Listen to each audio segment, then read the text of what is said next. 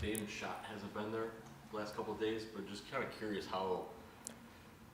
what other way have you seen his presence, I guess, affect their defense with you spacing? You know what I mean? Where it's still Dame on the floor, even if that shot's not going down just yet.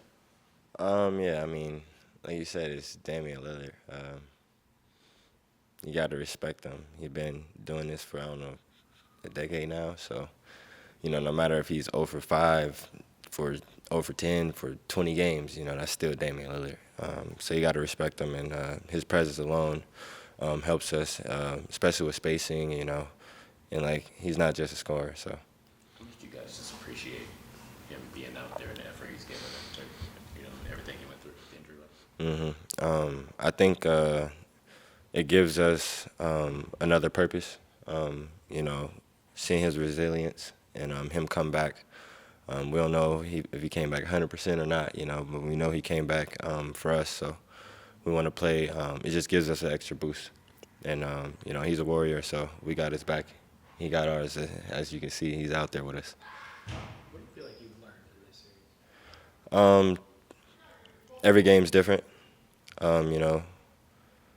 Coming in game one, you want to be efficient. You want to, try to do the same thing and repeat it. But every game is its own battle, and that's what I've been learning.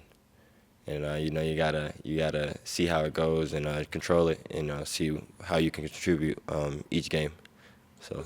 What surprised you in terms of how it changed? I guess what did you notice that was drastically different from 1 to 2 and 2 to 3? What, as a team, individually, or All of it. collective? How the game just played different or operated differently than individually or collective. Yeah, I mean, as a collective group, we just brought it. We woke up. We was asleep game 1 and 2. We wasn't attacking on offense or defense, and it was a night and day, our physicality, and you can see our will last game, and we got to bring the same thing game 4.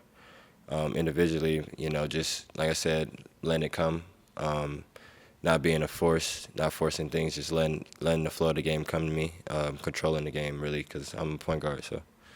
Maybe off that docket, you just gave an example of you coming off, you're drawing attention, kicked AJ Green, open 3, and he's like, you scored, right? Yeah. So what's that process been like also because you can score, you've been asked to do that at times, but to see and have those things sort of pointed out as well where you're affecting or maybe manipulating in a different way.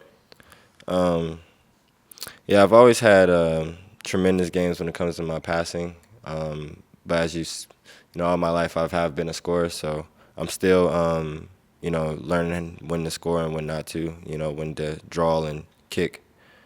But for the most part, I feel teams are scouting again on me. I was off last year, and this year was chaotic. But now, I'm actually getting when I draw, I suck in the defense. And my shooters, I got shooters all around me. So AJ, GT, TP, all of them, they need those shots. So I scored 2. Shoot, if they knock it down, that's an assist. I like assists. So. Speaking to AJ, it felt like in that third quarter, him screening for Giannis was just so important. And then even when he was catching the ball, he was like, I threw the lob to Giannis, he threw the whip pass over to the other corner. Just what have you seen from him maybe in this series getting more comfortable as a screener and a playmaker? Yeah, I always so when I first got here, trying to fill out the guys and stuff. But then, I already played 10 games now, so I'm thinking I know everyone, boom, boom. And then there was this highlight of AJ I say this every day. There's a highlight of AJ.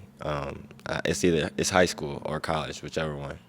And since I watched that highlight, I haven't looked at him the same. He's crazy.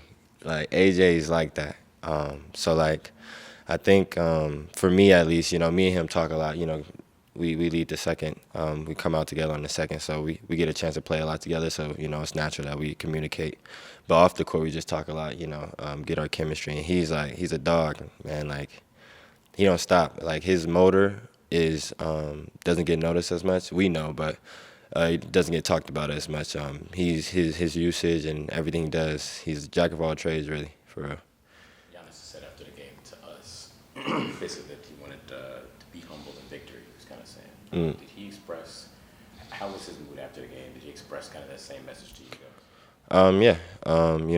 Giannis been here before. There's many people, including myself, that hasn't. So, he told us, great win, but we got to repeat. We got to repeat.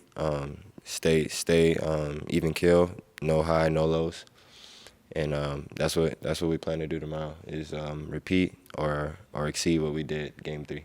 Has his leadership style been any more vocal or anything than you maybe not knowing coming over here than you maybe imagined, or just how's it compared to what you maybe thought? I've seen before I got here. I've seen him always, talking and being like the. I feel like he's like the class clown. He's a big goofy guy. Everyone loves him. I freaking love him now. But like he's always been vocal. He's always been about the team, and his leadership plus Dame's leadership is like we got. That's one of the best leaderships you can have right there. And you have BP and BL and the guys that follow behind that. So he's been a tremendous leader. You guys have switched so much for this series, or at least certainly compared to what you guys did in the regular season. When you're getting a guy like Siakam, who's been so efficient, what's kind of your mindset? Like, obviously he's got a size and height advantage, but like, what do you feel like you can do to make it tough on him, or kind of get him, or the Pacers to kind of do what you guys? As a team. You. Oh, me individually. I trust myself guarding anyone one-on-one. Especially in the half court when it's just set defense.